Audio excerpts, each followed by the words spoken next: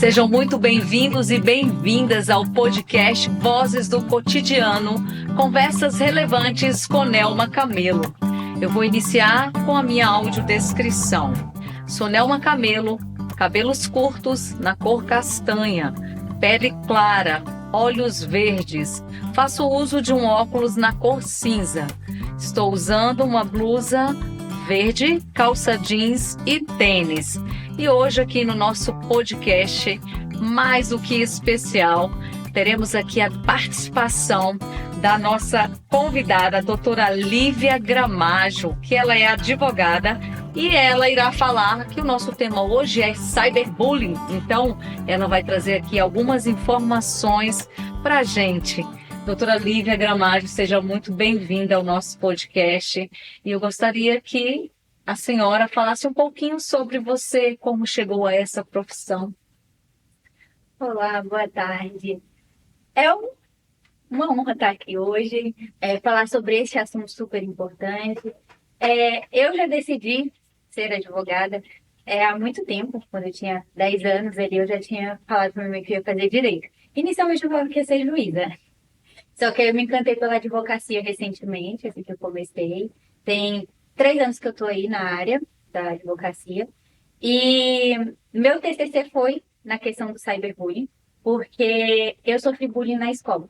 Na época de colégio, a gente sabe. A gente acaba sofrendo algumas questões, uma situação assim, né?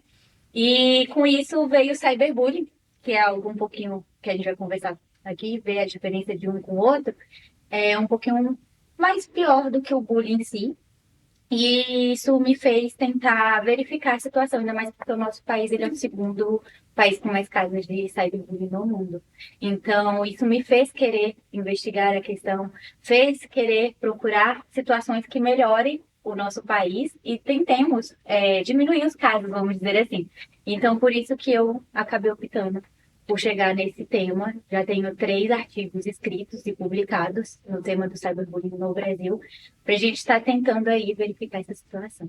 Muito bem, olha só, o cyberbullying ele tem ganhado destaque nas últimas décadas, especialmente com o crescimento das tecnologias digitais e a maior presença da participação ali dos jovens na internet.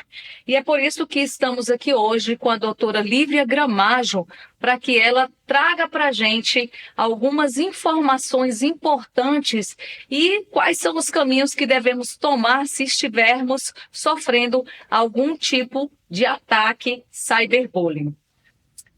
Doutora Lívia, dê a definição, eu dei só uma pincelada, né, no cyberbullying, dê a definição assim, correta do que é o cyberbullying. Então, né, o que acontece? O cyberbullying e o bullying, eles tiveram uma questão mais crescente por agora. Para você ter ideia, a gente criaram uma lei para tentar organizar as questões, tentar evitar que esses tipos de situações aconteçam. Ainda mais porque em 2011 a gente teve um ataque em Realengo, na questão de um adolescente entrou na escola, esfaqueou outros adolescentes, aquela questão toda que a gente chama de massacre, né? Uhum. E aí, por conta disso, o governo começou a perceber que era importante se ter uma lei que falasse, explicasse mais e tentasse diminuir os casos de bullying nas escolas, assim como o cyberbullying. Então, criaram a Lei 13.135 de 2015, então é algo bem recente, porque a gente está em 2024. E nessa lei, ela não vem penalizar ninguém, ela só vem realmente explicar o que vem a ser o bullying e o cyberbullying. E, conforme a lei, ela vem colocando que é uma situação sistemática, onde um indivíduo ou um grupo de pessoas se juntam contra uma pessoa ou mais pessoas e tá ali, de modo sistemático, fazendo pressão psicológica, física, emocional. Então, são várias questões, seja xingamentos, seja a situação em si. Então, quando esse tipo de violência sistemática acontece, fisicamente ou presencialmente, é considerado bullying. E o cyberbullying é considerado quando é feito por meio das redes de comunicação, que a gente chama através de mensagens, e-mails, a questão de computadores, jogos online. Então, assim, usou o meio internet, o meio de telecomunicações, a tecnologia em si para fazer piadinhas, falar mal da pessoa, fazer xingamentos. Essas questões é considerado cyberbullying. E há evidências que sugerem que as meninas jovens são mais suscetíveis ao cyberbullying do que os meninos? Se sim, quais são as razões por trás dessa diferença? Então, em relação a essa questão, se há evidências, o IBGE fez um estudo recente. Ele trouxe a questão para conversar com vários adolescentes no Brasil mesmo, então foi feito em todos os estados. Eu sei que a participação de 4 mil e poucos estudantes nessa questão. E aí ficou comprovado que realmente as meninas sofrem mais cyberbullying do que os meninos. E eles colocam muito essa questão nos dados porque a pressão social em cima das meninas é muito grande, principalmente a questão do padrão de beleza. Então, é muito essa questão que ele traz. E aí, pelo padrão de beleza ser muito grande e ter uma pressão maior no sexo feminino, nas mulheres em si, então é comum que aconteça mais nas meninas, porque geralmente é na questão do padrão beleza. É a aparência da pessoa. E aí tem até a questão que eles fizeram isso com alunos entre 12 a 17 anos, são jovens. Sim. E 40% desse pessoal confirmou que já sofreram cyberbullying. E desses 40%, eles colocam que pelo menos entre cada 10 estudantes, um sofre cyberbullying. Então, a cada 10, um sofre. E entre as meninas, se a gente for colocar nessas questões, seria 16,2% meninas. E os meninos, 10,2%. É, um número bem maior das meninas. As meninas estão maiores nessa situação. E como é que o cyberbullying afeta o desenvolvimento emocional e psicológico das vítimas? Então, se a gente for colocar no modo psicológico da vítima, a gente pode ver que teve um aumento muito grande na ansiedade, na depressão, a baixa autoestima. As meninas, principalmente, ficam com a autoestima muito mais baixa nessa questão total. E elas realmente precisam de um tratamento psicológico na situação. Até mesmo o IBGE trouxe alguns dados que eu até anotei e trouxe para cá, que é a questão da relação mental dos estudantes. Porque metade disse sentiu uma preocupação referente a isso. 50% dos meninos falaram que tem uma preocupação emocional quando se passam por uma situação assim. E de 1 a cada estudante afirmou que a vida não valia a pena, só para você ver a situação. Seria 21,4% de estudante para falar que a vida não vale a pena. Então a gente pode ver até a questão da depressão chegar num mero suicídio. Se a gente São taxas altas, né? Muito alta. Muito alta mesmo. E que medidas que podem ser tomadas para prevenir o cyberbullying em ambientes digitais frequentados por jovens? Então, eu vou nas escolas. A gente tem um projeto chamado Projeto OAB vai às escolas. E atualmente eu coordeno na minha comissão esse projeto, que é a Comissão de Direito Sistêmico da OAB-DF.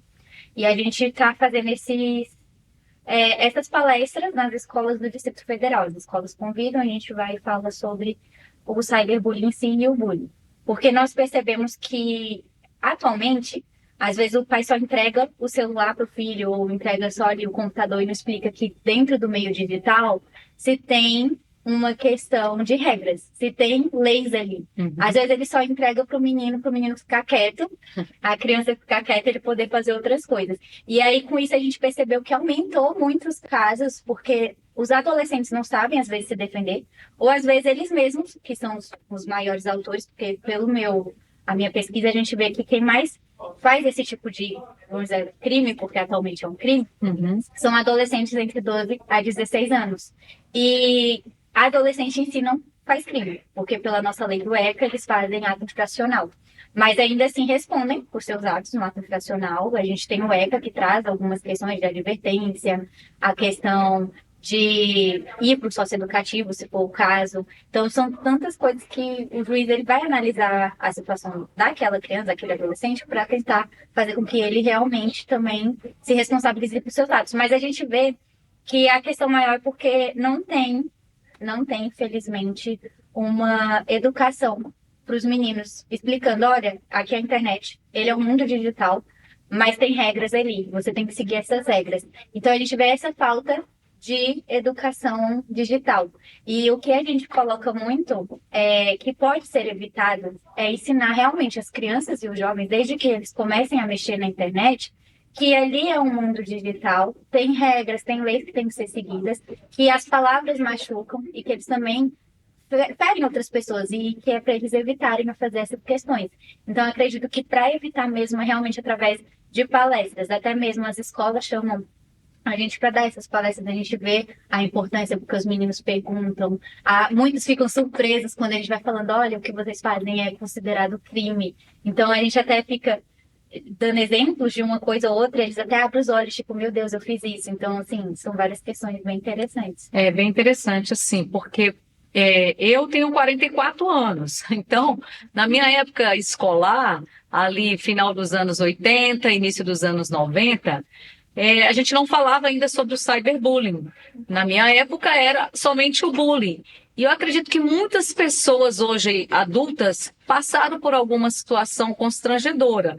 Então eu, pequena ali com meus 7, 8 anos, eu morria de vergonha de usar o meu óculos. Por quê? Porque tinha várias nomenclaturas e aquilo me machucava. E a gente conta para a mãe, conta para a escola ali algum representante, professor, coordenador, e aí a gente não tem aquela situação resolvida. E isso vai nos machucando e a gente sabe que acarreta alguns problemas na vida adulta. Então é muito importante, acredito que não somente a questão de palestras, como a senhora citou, mas também se de repente tivéssemos a disciplina mesmo para falar sobre a questão do bullying e cyberbullying, né? Porque seria um trabalho que seria contínuo, sistematizado, porque não adianta também a gente trazer uma palestra só quando acontece alguma situação emergente, né? Então precisa ser um trabalho contínuo. É exatamente isso. O que acontece, né? A gente vê essa situação completamente. Criaram a lei de 2015, como eu falei, 2155, para tentar incluir nas escolas um dia para se combater. Literalmente, eles colocaram um dia para combater o bullying e o cyberbullying nas escolas, que eles chamam de combate à violência nas escolas. E aí, se a gente for colocar esse dia 17 de abril, então, todo dia 7 de abril, as escolas tentam fazer esse tipo de trabalho. A gente vê que algumas escolas realmente tentam trazer essas questões, e antigamente era visto como algo natural da escola. É normal você passar por bullying na escola, é a fase do jovem, é a fase que toda criança tem que passar. E não é assim. Não. A gente tem que lembrar que não é assim, porque a criança precisa dos cuidados, o adolescente também não precisa passar por aquilo, querendo ou não. Então, para evitar esses problemas, realmente o pessoal começou a enxergar melhor ou ver a situação toda agora. Se a gente for colocar 2015 foi um tempo atrás, 9 anos atrás só. Sim. Então, agora que eles estão tentando trazer, e as escolas tentam trazer essas questões. De vez em quando, uma ou outra realmente chama, trabalha durante a semana, mas tem escola que só faz uma vez. E realmente acho que é um trabalho contínuo mesmo. Viu o que a criança está fazendo? Gente, isso não pode explicar as questões. No início, a senhora colocou que também passou por uma situação de bullying, ou várias, não sei, né? Na sua infância, na sua vida escolar, né? Uhum. Então, assim, isso também foi um fator para a escolha da sua temática de TCC? Sim, esse foi um fator muito importante para minha temática de TCC. Eu sofri bullying, quando eu falo, porque eu conto isso para as crianças também quando eu vou dar palestra. Do Jardim 3, ou seja, eu tinha 6 anos, quando eu comecei a usar meus óculos. Então, a gente vê a questão. Hoje em dia, eu tenho orgulho de usar meus óculos, já acostumei, é algo meu já. E foi do Jardim 3 até o 9º ano. Então, foi muitos anos aí. Eu comentei com a minha mãe, não demorei um tempo para comentar, mas a minha mãe também percebeu que eu estava mudando de comportamento. Antes eu gostava de ir para a escola. De repente eu falei, mãe, não quero mais ir para a escola. Então ela começou a perceber os fatores e conversou com a professora para tentar trabalhar isso no colégio. Óbvio, trabalharam e tal, mas ainda assim continua uma piadinha ou outra. Então eu acabei falando, eu vou fazer, viver minha vida. Tenho amizades um com o outro ali, é só ignorar.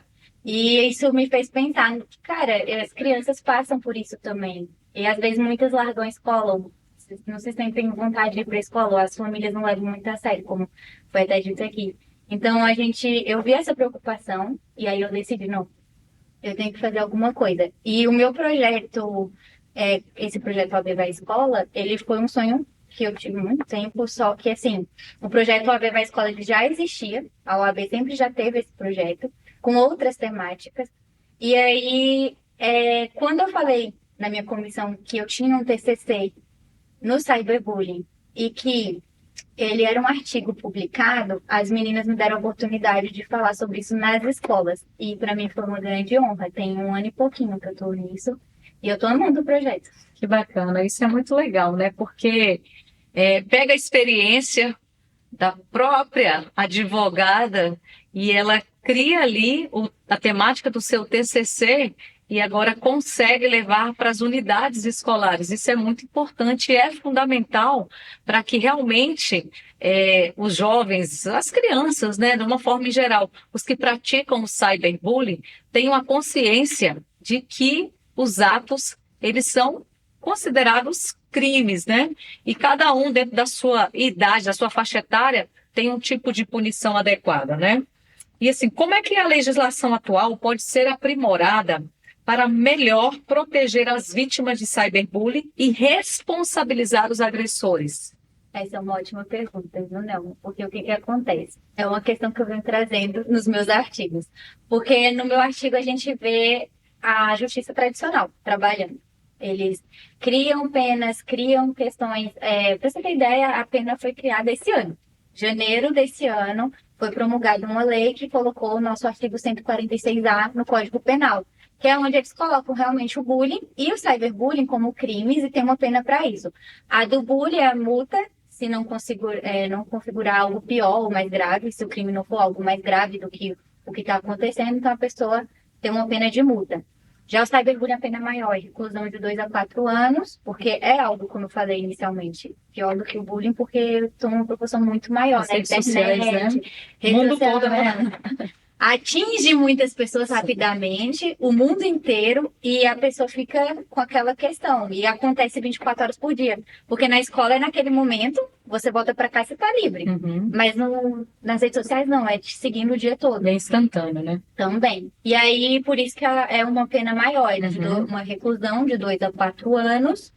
E ainda multa. Então, além da pessoa pegar uma pena, ela ainda tem que pagar a multa para o Estado se não configurar algo pior. Então, se configurar algo pior, é uma outra pena. Então, é isso que a gente vai explicando muito para as crianças.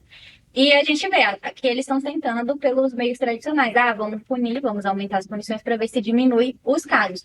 Só que no meu TCC, que eu vim investigando tudo, eu trago outro meio de tentar resolver isso, que a gente chama de justiça restaurativa. A justiça restaurativa ela é algo que já vem sendo aplicado no Brasil, está aos poucos aí sendo colocada.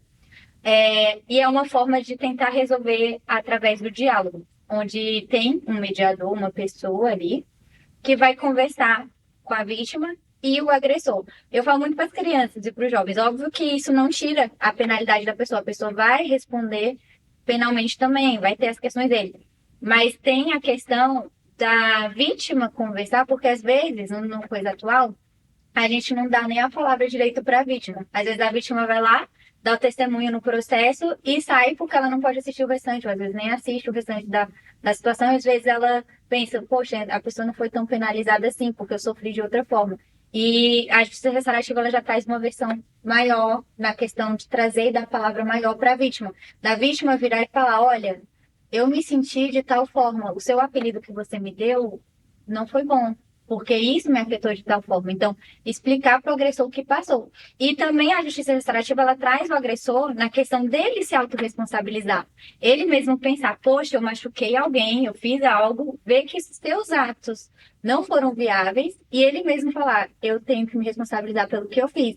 E aí, às vezes, ele ali naquele momento pede desculpa para a vítima e tenta verificar a melhor forma do que ele pode fazer para se responsabilizar pelo que ele fez. Então, ele meio que traz a sua própria punibilidade, a sua autorresponsabilidade. Então, a justiça restaurativa ela é um meio para isso. E é o que eu mais coloco ela como um meio para tentar resolver e diminuir os casos no Brasil. Mas aí, dentro dessa sua temática toda, já acompanhou algum caso, ou somente através de notícias, a questão de casos de suicídio, de mutilações devido ao bullying ou cyberbullying? A gente vê bastante notícias em relação a isso. Porque o que acontece? Quando a gente fala de bullying, a gente pode ver, às vezes a vítima tem alguém para ir atrás, ou a questão, e aquilo fica martelando. Eu falo muito para os meninos, olha, é óbvio que Não é toda pessoa que sofre bullying vai fazer isso, porque eu sofri bullying e não decidi me vingar dos outros entrando nas escolas matando todo mundo, porque não é assim que se faz. E a gente fala muito para os meninos também.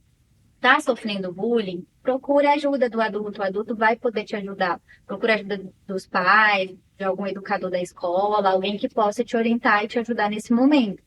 E aí, para tentar resolver dessa forma, porque a gente vê que às vezes chega num extremo muito grande, que a criança tá com aquilo e acaba fazendo algo impensado entrando nas escolas e matando os outros. Isso é o bullying. E aí eu venho trazendo outros exemplos para os meninos, a questão do cyberbullying. Os exemplos que eu mais uso são dois casos. Um é de 2006, se a gente for parar para pensar, é muito tempo, 2006 para cá, e agora que o pessoal tá tendo um boom maior. Mas esse é de 2006, da época do Orkut, que nem existe mais. Eles criaram uma comunidade chamada Todo Mundo Odeia o Thiago, inseriram o Thiago nessa comunidade e todo mundo xingava o menino. E ele aguentou por um ano, se você for parar pra pensar, porque em 2007, que ele mandou uma mensagem, de fato, falou pro pessoal do grupo, por favor, pessoal, pare, porque está me afetando e eu não tô aguentando mais. E alguém escreveu, se mata. E aí o Thiago realmente se matou, ele foi encontrado em casa, morto, ele mesmo cometeu suicídio. E o pessoal começou a investigar e chegou nessa comunidade. Então, todo mundo da comunidade respondeu. Na época, não tinha punibilidade para o cyberbullying, mas tinha punibilidade para calúnia, difamação. Então, eles utilizaram essas questões de injúria, várias outras coisas. E no nosso Código Penal, a gente tem a questão de que se você instiga o suicídio, você comete um crime também. As pessoas às vezes não sabem, mas instigar o suicídio de alguém e a pessoa acabar se matando, você acabou de cometer um crime. Então, a pessoa que escreveu se mata respondeu por isso. E outro caso é de um menino de 14 anos, que é recente, 2021. Ele fez um vídeo no TikTok, inseriu o vídeo lá, as questões de dancinha, essas questões, né?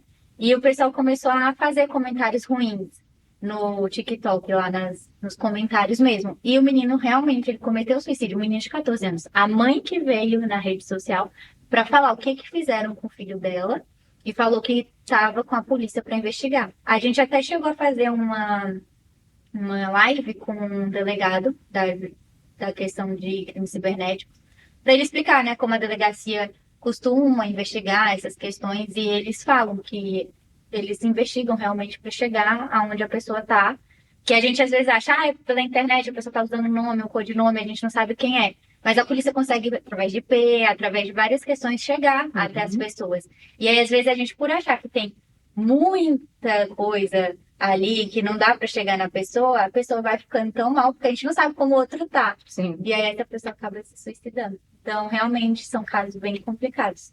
É preciso ampliar, na verdade, essa temática, né? Sim. Porque, por exemplo, pelo menos agora já foi instituído em abril a data que se tem ali aquele momento, dia D, de falar sobre a temática do cyberbullying. Mas seria interessante realmente, igual eu coloquei anteriormente, de ter essa abordagem de forma mais sistematizada para que situações semelhantes sejam evitadas, né? Exatamente.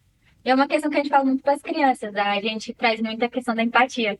Aí a gente fala para os meninos, você não sabe como o seu companheiro tá, você não sabe o que se passa na mente do seu companheiro, você não sabe como o seu colega de sala está se sentindo naquele dia ou o que ele passa em casa. Às vezes ele não é bem tratado em casa, chega na escola e também não é bem tratado. Então a gente fala para os meninos, você não sabe como o seu colega tá. E você vai e traz uma piadinha, você traz alguma coisa sem pensar no seu colega, aí a gente fala para eles terem empatia com o colega. Então, eles pensarem também, você gostaria do apelido? Você gostaria de estar naquela situação? Então, realmente, é muito importante que a gente traga essa temática, traga esse conhecimento para mais escolas, para mais alunos, para mais jovens, porque são os jovens que mais fazem isso. Então, a gente conseguir levar a temática para além e mostrar que o que eles fazem é errado, e também mostrar que tem leis na nossa internet, que não é um espaço sem lei, como é bem dito, a gente consiga diminuir os casos. Eu acredito que a educação também é um passo maior. Que bom, a educação ela transforma tudo, né? Com toda certeza. E quais são os principais desafios enfrentados por advogados ao lidar com casos de cyberbullying envolvendo menores de idade? Eu acredito que o maior desafio são as coletas de provas, porque, querendo ou não, às vezes está lá a prova, os meninos às vezes esquecem de fazer print ou alguma coisa e de repente a pessoa às vezes apagou. Então a gente geralmente fala, você está sofrendo ali uma questão, já tira print da tela rápido para salvar, porque é as provas que vão ajudar. Elas que trazem um processo. Para um processo criminal acontecer, a gente tem que levar provas para o judiciário. Para a polícia tem que investigar, chegar a mais provas. Então, se a gente já chega com provas que corroborem e que ajude a polícia a chegar rapidamente no seu serviço, isso vai facilitar para um processo. Porque para alguém ser julgado no Brasil, tem que ter provas contra essa pessoa. E aí, essa pessoa, óbvio, ela tem o direito de autodefesa, ela tem o direito da ampla defesa contraditória, como a gente chama, e vai se defender contra o que foi trazido, mas ainda assim é a importância das provas. Então, acho que o maior desafio realmente são as provas e pela questão do menor, porque, como eu falei, o menor ele não comete crime, ele comete ato infracional. Óbvio, ele vai responder na vara de infância e juventude? Vai, mas de forma diferenciada do que acontece de fato. Então, com um adulto, né? Só que ali ele vai responder, a gente leva as provas, trazem os menores, a DCA é responsável por essa questão, então são várias questões. Mas o maior desafio realmente são as questões de coletar provas para a gente levar para frente. E quando a senhora está na escola ali palestrando, surge aqueles adolescentes ou as crianças que estão ouvindo, eu sou vítima então, a partir do momento que a senhora dá a descrição, a definição, alguém se manifesta e fala, eu fui vítima, estou sendo vítima, tem isso? Tem, eu acho muito interessante, porque quando a gente dá a palestra, inicialmente, na primeira vez que eu fui dar palestra, eu achei que os meninos não iriam se pronunciar, ou, às vezes você fica com vergonha, se sente ali, fica, eu sou vítima, mas acho que eu não vou falar, ou essas questões em si. Mas alguns ali na hora mesmo já viram e falam, olha, eu sou vítima. Ou depois eles falam, eu quero conversar com você. Então, alguns no final da palestra vêm procurar para conversar no pessoal. E os professores e orientadores dos colégios vêm falar pra gente que assim que a gente sai, as denúncias na escola aumentam. De que, olha, eu fui vítima disso, disso, disso, estou passando por isso. E as escolas conseguem ajudar essas crianças, esses adolescentes. Então a gente vê que eles acabam se abrindo mesmo. E não só a vítima, como o agressor também se vê. Ele vê e fala, poxa, eu fiz isso. E às vezes ali mesmo ele já vira e fala, fulano, desculpa. Então eles mesmos se resolvem ali na situação. Foi mal, não sabia que estava te machucando. Então é bem interessante. As palestras vêm ajudando bastante. Mas, assim, teve alguma situação também, algum caso, em que a senhora tenha que ter ido falar diretamente com os pais de algum agressor, né? De alguém que estava cometendo cyberbullying? Já teve? Já teve. E como é que os pais reagem? Alguns pais, eles ficam assim. O pai nunca acredita, né, que o filho está fazendo alguma outra coisa. Mas eu fico de olho, aquela confusão, né? E aí a gente vira e fala, pai, mas você tem que ficar realmente de olho. Às vezes você acha que o seu filho não faz, mas ele está fazendo. E aí a gente teve que mostrar provas, teve que comentar coisas. Então alguns pais acabam, não, a gente vai resolver, eu vou tentar conversar, vamos tentar resolver aqui de forma amigável, isso não vai acontecer mais.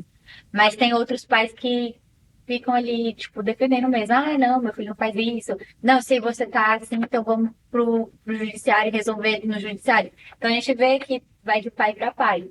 Uhum. E como as vítimas e suas famílias podem buscar apoio legal e psicológico para lidar com o impacto do cyberbullying? Então, a gente fala para as vítimas procurarem um advogado, inicialmente, para o advogado ajudar nas coletas de provas para estar levando a delegacia e começar um boletim de ocorrência. Porque às vezes o cyberbullying, como eu falei, eles usam do anonimato. Então, às vezes, não tem como saber quem está ali por trás. Uhum. Às vezes tem, às vezes não, dependendo do nome que a pessoa usa, aquelas questões. Então, quando não se tem, a gente usa do meio de procurar saber todo o print de todas as telas, nome, tudo, que a gente conseguir de informação, levar para a delegacia para fazer a ocorrência e ali a polícia poder desenvolver a parte do meio legal, né? Das investigações para que se chegue aonde quem cometeu poder responder e responsabilizar. Agora, para os pais em si e para as próprias vítimas procurar apoio psicológico, porque a gente vê que ainda no governo é algo muito raro a gente conseguir alguma coisa, algum apoio. Ainda é muito devagar alguns projetos. E a gente vê que facilita, algumas ONGs ajudam as escolas. Muitas escolas perguntam para a gente se a gente tem algum meio, algumas outras coisas para conseguir um apoio psicológico. A gente fala muito da questão que tem algumas faculdades que dão esse apoio psicológico de forma gratuita, então tentar procurar por meio dessas faculdades, caso você não tenha condição. ou ir realmente no psicólogo, que as crianças precisam. E os pais também. Os pais às vezes precisam para saber poder ajudar aquela criança, porque eles também passaram por alguma situação, então eles também poderem ajudar a criança em si. Então acredito que o meio maior no momento que a gente tem realmente são as faculdades, que ajudam bastante, pelo que a gente vê. Algumas ONGs, são poucas, a gente ainda está procurando umas ou outras que ajudam. E tentar ver como o governo vai fazer isso futuramente. Quem sabe no futuro o governo não ajude um projeto para trazer essas questões. E no caso, assim, após ocorrência registrada, a vítima percebe-se ali numa situação que realmente, de fato, necessita de um acompanhamento psicológico por conta do crime cometido ali, né? Que passou pelo cyberbullying. É possível a justiça determinar que o agressor ou a família do agressor, no caso se for menor, de custear esse acompanhamento psicológico? É possível. Na questão, a gente falou muito da situação, não só criminal. A gente estava falando aqui da parte criminais, mas tem a parte civil, de reparação de dano. Nosso Código Civil traz essa reparação de dano. Então, o que a gente coloca? Se o familiar vê que a criança precisa do apoio psicológico, aquela situação toda, a família pode custear ali, tentar pegar, mas pedir para o psicólogo fazer um relatório de quanto foi gasto nas terapias, o que foi preciso, porque aí dá para pedir essa reparação via judicial. E a família do agressor, ou a família, no caso, se for menor, custeia e paga os danos, o dano que foi feito, ou o próprio agressor, se for maior. Então, tem como pedir essa reparação via judicial na parte civil. Eu dou muito um exemplo da minha irmã sofreu cyberbullying na época de escola, e na época eu falei para minha mãe que se ela quisesse fazer a denúncia, a gente ia atrás, poderia ir atrás. Só que minha mãe se pôs, às vezes, no lugar dos pais de repente recebeu uma notificação judicial. Então, minha mãe tentou ligar para os pais e resolveu de forma ali amigável e falou, não, eu me viro com o restante. Então, minha irmã, ela teve que passar por tratamento não só psicológico, mas gástrico também, porque ela teve gastrite nervosa. Então, se a gente for parar para pensar, são várias coisas que traz. E agora, se minha mãe quisesse ir realmente na justiça, ela poderia. E aí, o que ela poderia conseguir ali? A reparação do que foi gasto com gastro, medicação, a questão com a terapia e ainda os danos morais do que ela passou. Então, tem como conseguir os danos morais, sim. Então, na verdade, é um dano emocional, físico, mexe com tudo, com a saúde mental, né? Exatamente. Da vítima. E assim, galerinha, quem estiver acompanhando, olhe os seus filhos, realmente tem que fiscalizar esse celular, as redes sociais, porque de fato, você receber uma notificação aí por conta do seu filho ou da sua filha que está cometendo um crime via rede social. Então é muito complexo. Às vezes a gente fala, não, às vezes até lá na escola mesmo, quando eu estava em gestão, um pedacinho do céu, crianças de 4, 5 anos que tinham um linguajar diferenciado e que quando a gente perguntava o que a criança acompanhava nas redes sociais, porque o dedinho é nervoso ali, né? A criança às vezes não consegue ainda segurar na pontinha do lápis, está em fase de desenvolvimento, mas aquele dedinho nervoso na tela do celular, ela sabe aonde ela vai clicando e o que vai assistindo. E nem sempre os pais estão atentos. Então é muito importante que os pais, os responsáveis, fiquem atentos ao que os filhos estão assistindo ou compartilhando nas redes sociais. E nós estamos chegando ao fim do nosso podcast, Vozes do Cotidiano, conversas relevantes com Nelma Camelo.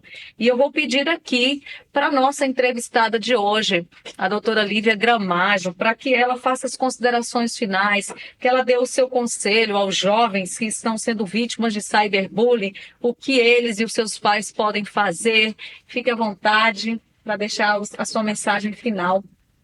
Nelma, como você colocou aí a situação, realmente os pais ficarem de olho nos meninos, nas crianças em si, ver o que estão acessando, o que estão fazendo, explicar que tem leis lá dentro no cyberespaço e também na questão dos pais não poderem falar que não sabiam do que o filho fazia, porque vocês são responsáveis pelos filhos de vocês.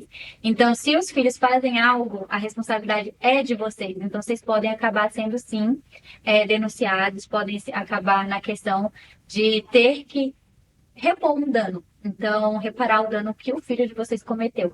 Para evitar esse tipo de situação, então é melhor ficar de olho. Meu conselho é, quem está sofrendo cyberbullying, por favor, procure ajuda. não chegue num extremo muito grande. Eu sei que é difícil. Procure ajuda de algum adulto responsável, algum adulto de confiança, explica o que está acontecendo para que seja feita alguma coisa. E os pais, eu falo para ficar de olho nas crianças também. As crianças mudam de comportamento. Às vezes é a perda de peso, que a criança acaba não querendo contar, às vezes por medo de perder o acesso à internet. Estou sofrendo cyberbullying, mas vai ser pior se eu falar, porque eu posso acabar perdendo esse acesso à internet, à questão em si, então não vou falar para os meus pais o que eu estou passando. Então, mas tem outros comportamentos, a criança tem mais ansiedade. Então, perceber o comportamento da criança, se está mudando, é porque alguma coisa está acontecendo. Ficar de olho mesmo nas nossas crianças e nos nossos jovens. E tentar resolver essa questão, é isso. Doutora Lívia Gramaggio, gratidão pela sua participação. Foi muito importante, né, a questão da gente trabalhar esse assunto, porque muita gente não tem conhecimento sobre essa parte criminal, que realmente o cyberbullying é crime. Então, fiquem de olho aí nos filhotes de vocês, acompanhem de perto o que está sendo acessado. E nós finalizamos aqui o nosso podcast Vozes do Cotidiano, conversas relevantes com Nelma Camelo. Humanizar é preciso, e receba aí o meu abraço forte de luz.